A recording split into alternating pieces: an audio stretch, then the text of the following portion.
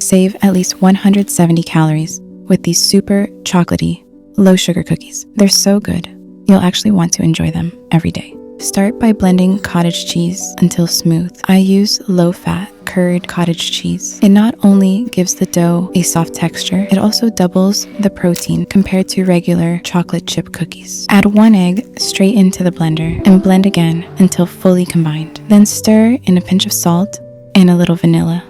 I'm using vanilla powder, but extract works too. In a large bowl, I made homemade rye flour by blending rye flakes into a fine meal. You can do the same or use store-bought rye flour. Add rice flour, cornstarch, baking soda, baking powder, and a pinch of salt. Mix it all together.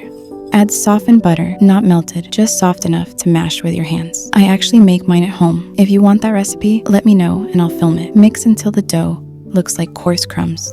Now add a small amount of brown sugar, just enough to boost flavor without overloading on carbs. We're using it mindfully, especially since we're also adding dark chocolate. Pour in the cottage cheese mixture and stir until combined. The dough should look slightly crumbly, but hold together when pressed. That's exactly what we want. Add chopped dark chocolate. If your chunks are large, chop them smaller so they spread more evenly through the dough. Mix gently.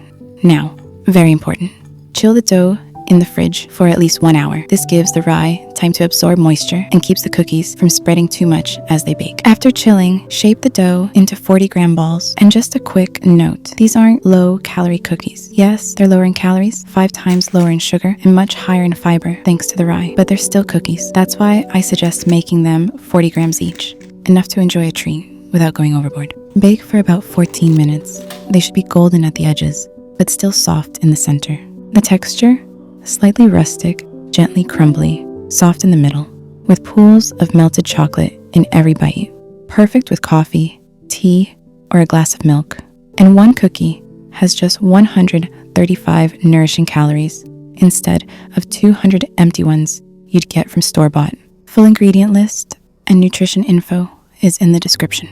Thanks for baking with me.